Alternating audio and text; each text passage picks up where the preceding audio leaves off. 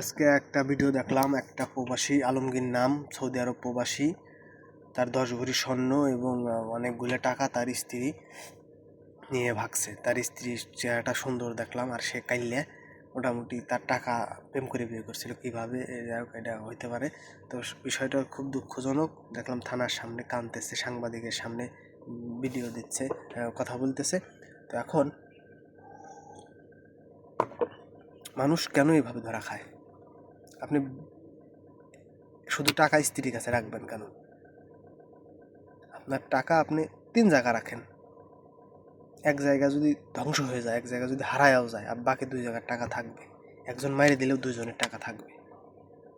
শুধু একটা লোকের উপর ভরসা করে এটাই মানে এটাই সমস্যা, যে মানুষ সুস্থ স্বাভাবিক মানুষের মধ্যে টাকা ইনকাম করার ব্রেন আছে, কিন্তু টাকা রক্ষা করার মতো ব্রেন অনেকের মধ্যে নাই।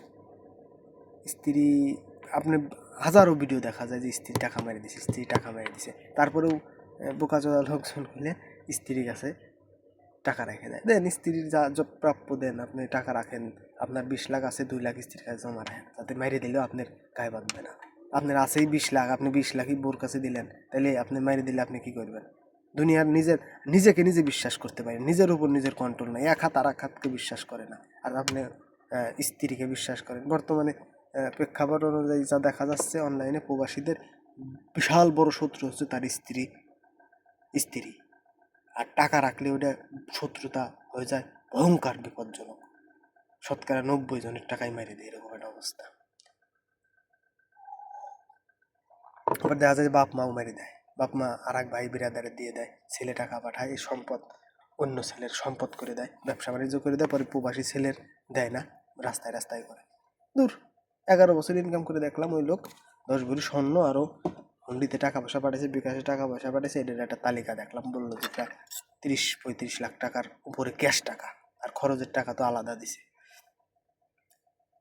মেরে দিয়ে চলে গেছে বউ। তো এখন আপনি কেন বউর কাছে আপনি এত টাকা দেবেন? বউর কাছে আপনি এত টাকা দেবেন, 11 বছর করে ইনকাম করছে। আপনি যে দেশে আছেন ওই দেশে ব্যাংকে অ্যাকাউন্ট খুলে ওই দেশে অ্যাকাউন্টে রেখে দেন টাকা। আর নইলে বাংলাদেশে অ্যাকাউন্ট খোলেন। আপনার যেহেতু টাকা খরচের চেয়ে বেশি ইনকাম, তাহলে আপনি বিদেশে বসেই বাংলাদেশে অ্যাকাউন্ট খুলতে পারবেন। অ্যাকাউন্ট খুলে বাংলাদেশে যে অ্যাকাউন্ট খুলছেন ওই অ্যাকাউন্টে আপনি টাকা পাঠিয়ে দিলেন এম্বাসির মাধ্যমে। আপনার টাকা বাংলাদেশে জমা থাকলো, কেউ ধরতে পারলো না। ব্রেন থাকতে হবে।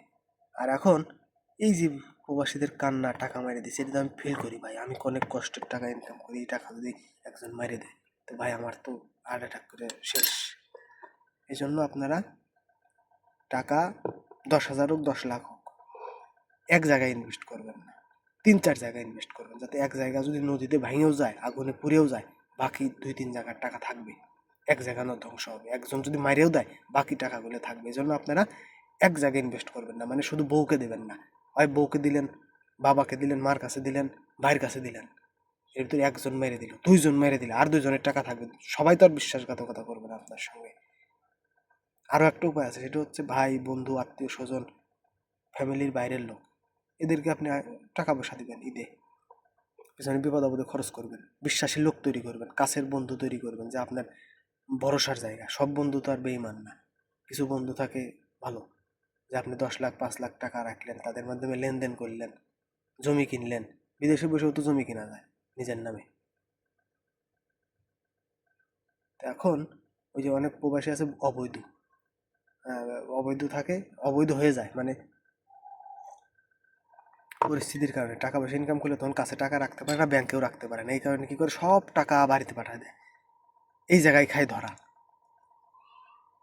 আবার দেশে আসলে পরে ক্যান্সেল, আর যাইতে পারবে না, এই জন্য দেশেও আসতে পারে না, ওই টাকা সব পাঠায় দেয়। এদের করণীয়, এদের কি করণীয়? এদের করণীয় ওইটাই, টাকা আপনি এক জায়গায় ইনভেস্ট করবেন না, 5 জায়গায় ইনভেস্ট করেন।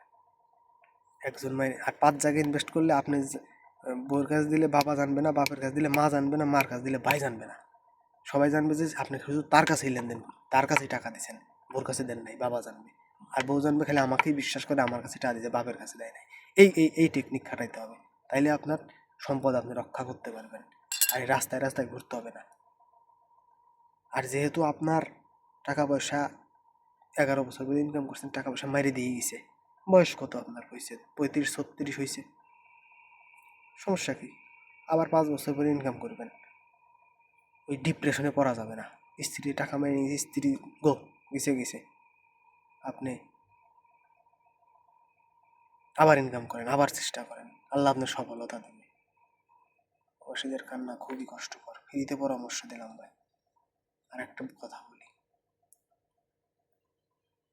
আপনি বৈধ আছেন, ইনকাম করতেছেন, এই দেশে যে দেশে থাকবেন প্রবাসে, ওই দেশে অ্যাকাউন্ট খুলে টাকা জমা রাখবেন, আর বউয়ের কাছে স্ক্রিনশট পাঠাবেন, দেখো এই যে আমি এই দেশে এই টাকা জমা রাখছি।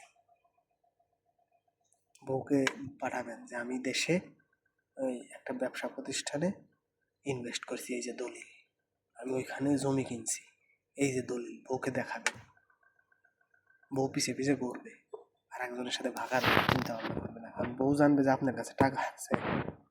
বউকে টাকার ছবি পাঠাবেন, টাকা না, খরচ তো আপনি দিবেন, কিন্তু বউকে টাকার ছবি পাঠাবেন, সম্পদের বিবরণী পাঠাবেন যে আমার আছে, তাইলে সব কিছু আপনার করবে। আপনি বিদেশ থাকবেন, আপনি অর্থ সম্পদ করবেন নিজের নামে, অর্থ সম্পদ, ব্যবসা প্রতিষ্ঠান, বাড়ি ঘর যা করবেন নিজের নামে, বউ না, বাপ মাও না, ভাই বিরাদারও না। কিন্তু আপনি তাদের পিছনে খরচ করবেন, তাদের বিপদ আপদে আপনি দিবেন, কিন্তু তাদের নামে অর্থ সম্পদ করবেন না, আপনি নিজের নামে করবেন।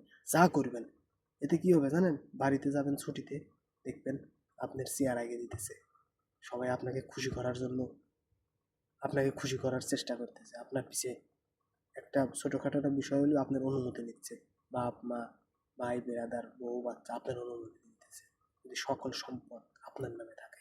এই জন্য প্রবাসীদের একটাই অনুরোধ আমার প্রতি, আমি অনুরোধ জানাচ্ছি, আপনারা প্রবাসীটা প্রচুর কষ্ট করে ইনকাম করেন, এই অর্থ সম্পদ যা করবেন সব নিজের নামে, সব নিজের নামে করবেন। ধন্যবাদ সবাই।